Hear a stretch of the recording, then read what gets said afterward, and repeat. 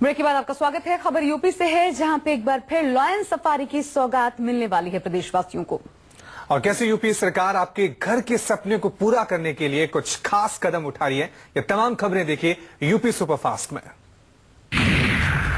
UP के CM Akhilesh Yadav ने इटावा को पर्यटन के क्षेत्र में बड़ी सौगात दी है। मुख्यमंत्री के ड्रीम प्रोजेक्ट लॉयन सफारी को आकार दिया जा रहा है। इटावा के बीहड़ को एक सुंदर स्वरूप देकर लोगों के लिए लॉयन सफारी बनाकर तैयार किया जा रहा है। आने वाले समय में दूर दूर से लोग इस सफारी को देखने आएंगे। ये लॉयन सफारी सिंगापुर के नाइट विजन सफारी की तर्ज पर बनाई जा रही है। सिंगापुर सफारी का डेलीगेशन भी यहाँ का दौरा कर चुका है। ये सफारी 350 हेक्टेयर जगह में बनाई जा रही है। 350 हेक्टेयर जगह के घने जंगलों को काटकर लॉयन सफारी विकसित की जा रही है। इस लॉयन सफारी में अब तक 4 शेरों के जोड़े रखे गए हैं। साथ ही बब्बर शेर प्रजनन केंद्र भी बनाया गया है। इन जोड़ों के प्रजनन करवाकर सफारी में और भी शावकों को छोड़ा जाएगा। इसका काम 2012 में शुरू हुआ था। अब लॉयन सफारी का काम लगभग पूरा हो चुका है। सफारी को जल्द ही पर्यटकों के लिए शुरू किया जाएगा। इसे 3 डॉक्टरों की टीम और 70 कर्मचारियों ने मिलकर तैयार किया है।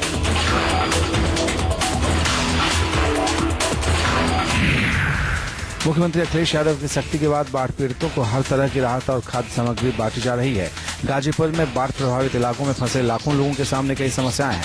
बाढ़ प्रभावित लोगों को सरकारी मदद दी जा रही है। जिला प्रशासन की तरफ से बाढ़ पीड़ितों को खाद्य सामग्री पहुंचाई जा रही है। जिला प्रशासन के इस कवायद के तहत बाढ़ प्रभावित 4 तहसीलों में 5000 फूड पैकेट्स भेजे गए। बाढ़ प्रभावितों को राहत सामग्री वितरण करने के लिए पूरा सरकारी अमला जुटा हुआ है। बाढ़ से घिरे 30 गांवों में रसद बांटी गई। राइफल क्लब से सेक्टर मजिस्ट्रेट की मौजूदगी में वाहनों से खाद्य सामग्री के 4627 पैकेट्स गाँव को भेजे गए। एक पैकेट में 5 किलो चावल, 2 किलो दाल, 5 किलो आलू, 1 किलो प्याज, 1 किलो नमक, माचिस और मोमबत्ती सहित 2 लीटर मिट्टी का तेल भी शामिल है। ये पैकेट राइफल क्लब में ही तैयार कराए जा रहे हैं। जिन गाँव में राहत सामग्री बांटी जानी है उसमें करेला कला, नारायणपुर, नसीरपुर, परमानंदपुर, दुल्लापुर, राम वृक्ष का पुरा और हरिवल्लभपुर शामिल है।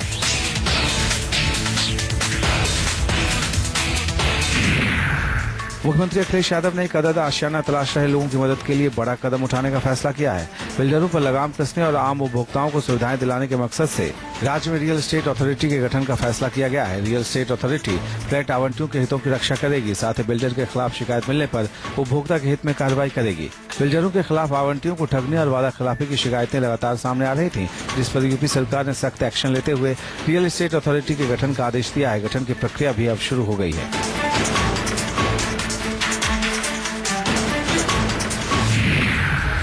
सीएम अखिलेश यादव ने बढ़ती महंगाई को देखते हुए लोहिया आवास की रकम में भारी इजाफा किया है। पहले लोहिया आवास पर जहां 1 लाख रुपए का अनुदान मिला करता था, वहीं अखिलेश सरकार ने महंगाई को देखते हुए अनुदान 3 लाख रुपए कर दिया है। साथ में सोलर लाइट, पंखा और दूसरे उपकरणों के लिए भी 30,000 रुपए दिए जा रहे हैं। इतना ही नहीं, पहले लोहिया आवास जहां 21 वर्ग मीटर में बनता था, अब वहीं इसका क्षेत्रफल बढ़ाकर 28.30 वर्ग मीटर कर दिया गया है। लोहिया आवास गरीबों को मिलने वाला बड़ा तोहफा है। लोहिया आवास बनाने वालों को अखिलेश सरकार मनरेगा में रोजगार देकर उन्हें मजदूरी भी दे रही है।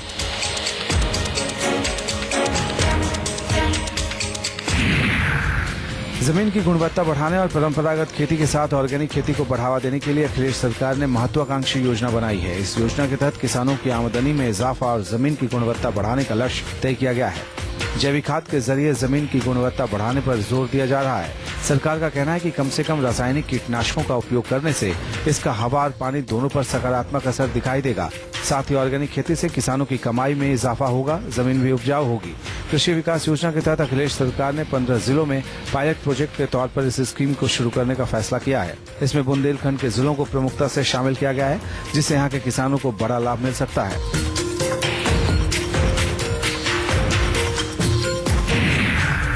अखिलेश सरकार ने रामपुर को कई सौगातें एक साथ दे डाली। यहाँ लालपुर कला में 132 केवीए विद्युत उपकेंद्र का उद्घाटन किया। कैबिनेट मंत्री आजम खान ने इस उपकेंद्र का शुभारंभ किया। सीएम अखिलेश यादव के 24 घंटे बिजली देने के वादे के तहत प्रदेश के कई जिलों में विद्युत उपकेंद्र खोले जा रहे हैं। इसी कड़ी में रामपुर के खाते में भी एक विद्युत उपकेंद्र आया है। इसके बाद रामपुर में बिजली की उपलब्धता और भी बढ़ जाएगी। इसके अलावा कांशीराम आवास योजना के तहत 323 गरीबों को मुफ्त मकान, आशा संगनियों को पुरस्कार और मलेरिया उन्मूलन के तहत 10 फॉगिंग मशीनें भी दी गयी।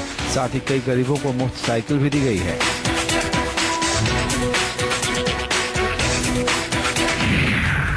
आंकड़ा बहुत बड़ा है, लेकिन हकीकत है कि पिछले 4 सालों में उत्तर प्रदेश के 50 जिले 4 लेन से जुड़ चुके हैं। ये जानकारी मुख्यमंत्री अखिलेश यादव ने अपने बयान में दी है। उन्होंने कहा कि बेहतर बुनियादी ढांचा किसी भी राज्य के विकास और तरक्की के लिए बहुत ही जरूरी है। समाजवादी सरकार ने सड़कों के निर्माण और उसके रखरखाव पर बहुत काम किया है। साथ ही उन्होंने कहा कि सरकार बनने से पहले अपने घोषणा पत्र में समाजवादी पार्टी ने जो वादा किया था कि यूपी के सभी जिलों को 4 लेन सड़कों से जोड़ दिया जाएगा, 4 सालों में हमने 50 जिलों को 4 लेन से जोड़कर अपना वादा पूरा कर दिखाया है। सड़कें बनने से विकास की रफ्तार तेज होगी और खासतौर पर पर्यटन के क्षेत्र को बढ़ावा मिलेगा, जिससे राज्य के लोगों की आमदनी बढ़ेगी।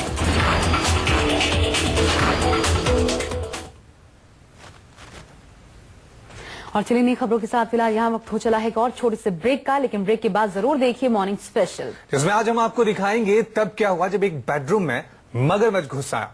बने रहिए हमारे साथ, देखते रहिए जागो इंडिया।